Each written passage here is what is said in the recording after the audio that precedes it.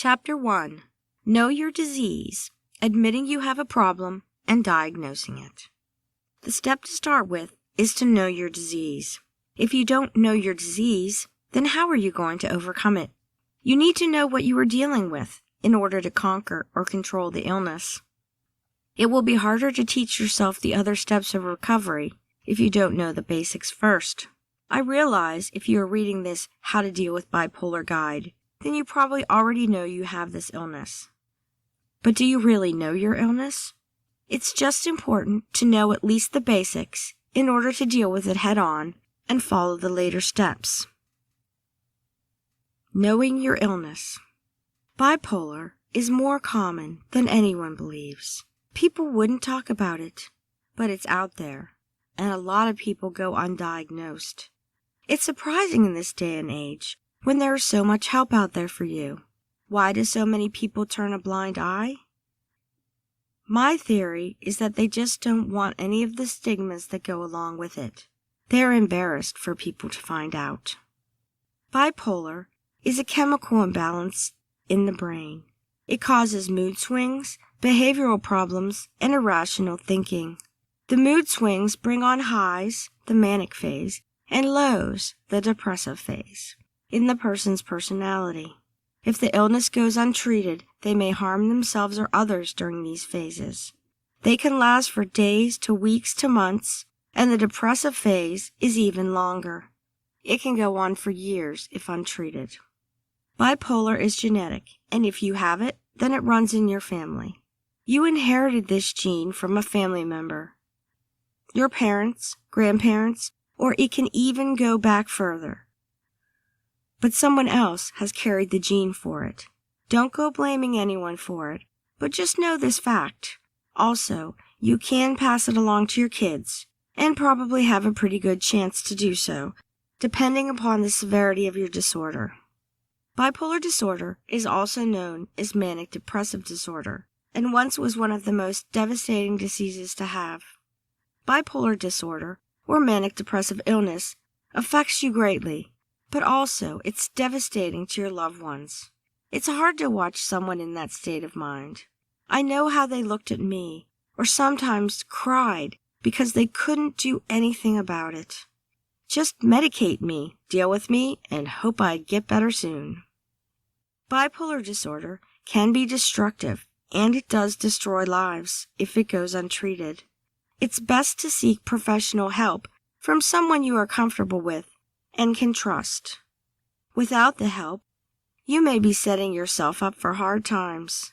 This disease may be one of the most common nowadays, but it's also one of the most treatable ones. There are many variations of treatment plans for this condition. You can definitely find one that suits your needs. People with bipolar honestly cannot help themselves when going untreated. They have to be held accountable for their actions, but yet they are undiagnosed and don't know that there is something wrong with them. Thus, the chemical imbalance. So, should they be held accountable for their actions? Bipolar disease doesn't mean you are crazy, although that's what many want to believe or are taught to believe. The true nature of this disorder is the mania and the depression. It's a deadly combination when untreated. A lot of people with bipolar have alcohol and drug dependencies to help cope with the need to self-medicate themselves. If this is the case, please take care of the other issue first. You can't take these medications for bipolar and still drink on that level. I don't drink at all. I don't have a problem, but I made this choice long ago for myself. I don't like to feel out of control mentally. You don't have to live through what I lived through.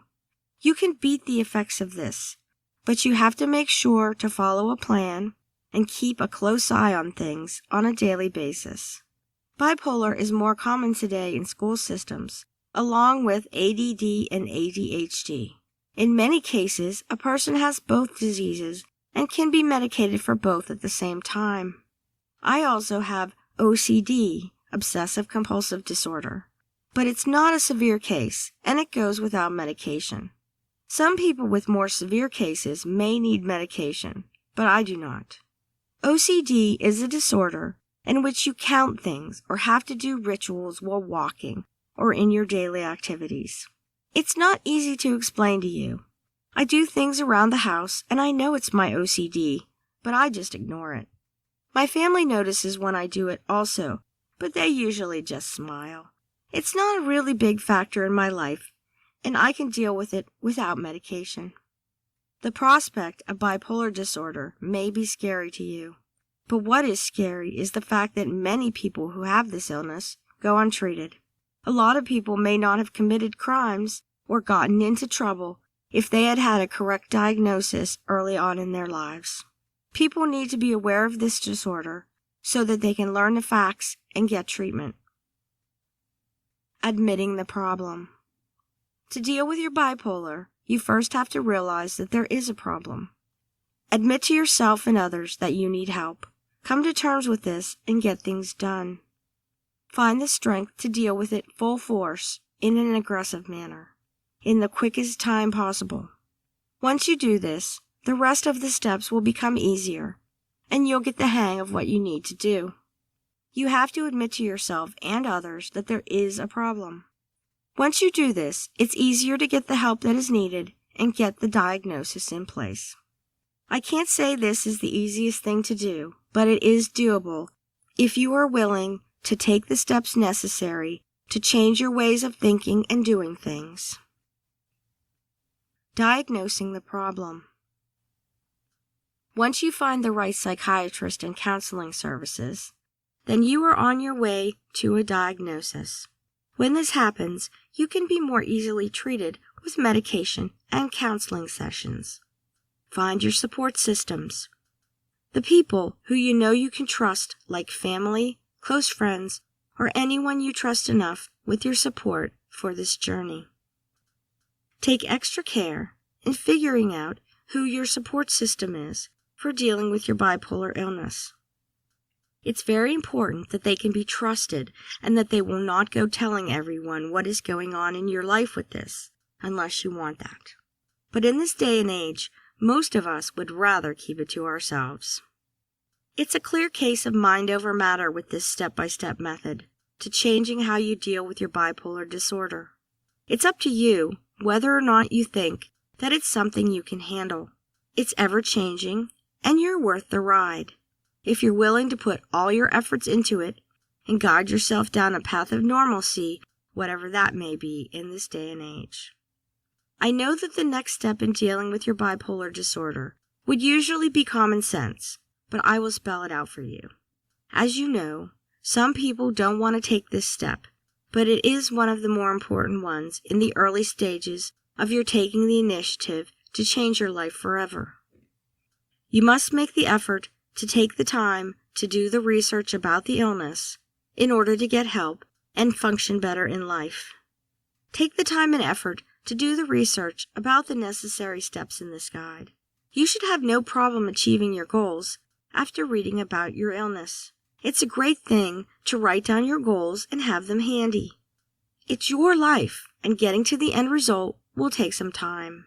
If I told you you could do it in an hour, you'd say, "Great! Where do I sign up?" But I can't tell you that. It's a lifelong commitment, just like any other 12-step program. If you've noticed, some of the steps are similar, but that is the best method with a lot of these diseases to get results and make them stick. The research and seeking help is something you have to want to do to get freedom from the illness. You can control your life and live it for you, no one else, just you.